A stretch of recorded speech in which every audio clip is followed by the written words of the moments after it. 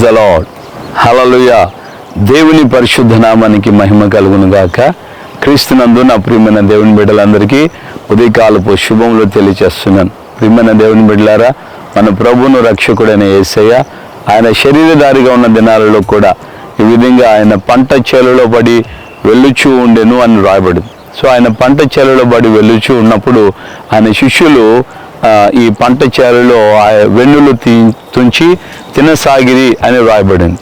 So ఆ యొక్క పరిస్థితుల్లో యేసు ప్రభుతో ఉన్నటువంటి శిష్యులలోనే ఆకలి కొని వారు ఆకలితో వారు ఆ విధంగా పంట చేలలో పడి వారు వెళుతూ ఆ ఆహారాన్ని అలాగే తినసాగారు.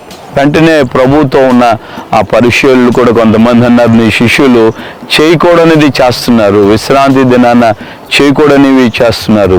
సో ఇక్కడ మనం గమనించాలి, యేసు ప్రభు అయినా ఆయనతో ఉన్న శిష్యులైనా వారు ఏం చేశారు, ఆ ఆకలి కొని ఉన్నట్లుగా రాయబడింది. అంటే యేసు ప్రభు ఆయన భూమి మీదకి వచ్చినప్పుడు అనేకమైన అద్భుతాలు ఆశ్చర్యకార్యాలు జరిగించారు.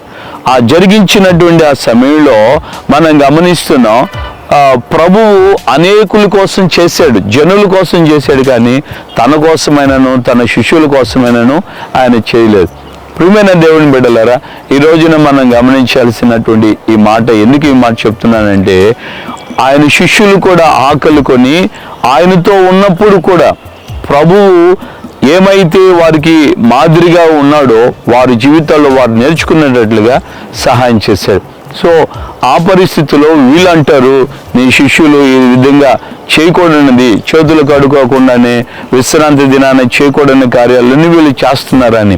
ప్రభు అన్నాడు, మనిషి కుమారుడు విశ్రాంతి దినాన్ని కూడా ఆయన ప్రభు అయి ఉన్నాడు. దావీదు తనతో ఉన్నటువంటి ఆ మనుషులను వెంటబెట్టుకొని దేవుని మందిరానికి వెళ్ళినప్పుడు ఆయన ఏం చేశాడో మీరు చదవలేదా అని యూదుల్ని, ఆ యొక్క పరిచయుల్ని ప్రభు ప్రశ్నించాడు. ప్రియమైనటువంటి దేవుని బిడ్డలారా, ఈ ఉదయకాలమందు మనం కూడా ఆయనతో కూడా నడిచి వెళుతున్నప్పుడు ఈ ఆధ్యాత్మికమైన జీవితంలో మనకు కూడా అనేక విషయాల్లో ఆ కొరతలు, అక్కరలు ఏర్పరచబడతాయి.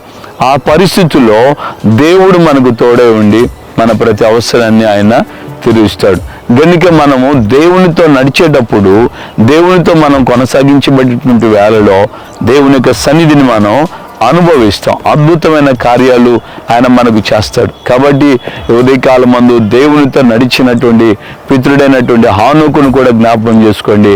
ఆయన దేవునితో నడిచిన తర్వాత దేవుడు ఆయన్ని కొనిపోయాను అని రాయబడింది. హల్లెలూయా. కనుక మన వ్యక్తిగత జీవితంలో మనం దేవునితో నడుద్దాం. కొరతలు వస్తాయి, అక్కర్లు ఉంటాయి, కానీ వాటన్నిటిని ఆయన వాగ్దానపూర్వకంగా కాగా దేవుడు తన ఐశ్వర్యము చొప్పున క్రీస్తునందు మహిమలో మీ ప్రతి అవసరాన్ని తీర్చునుగాక అని రాయబడింది. ఆ విధంగా నీ జీవితంలో తప్పక దేవుడు ఆ విధంగా సహాయం చేస్తాడు. కృప నీకు అనుగ్రహించబడుతుంది.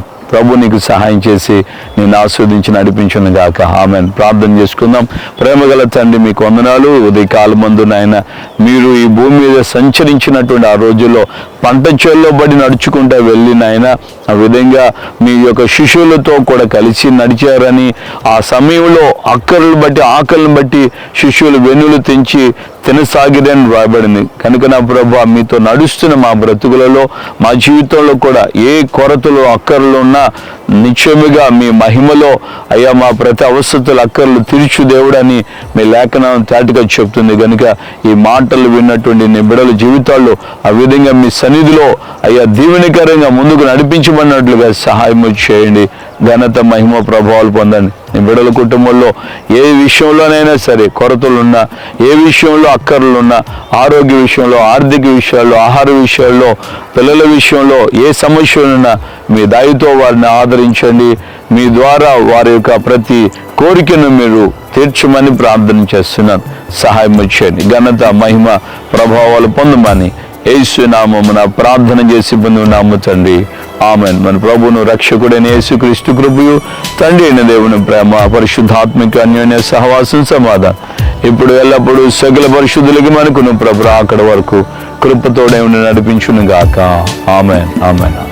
హల్లెలూయా.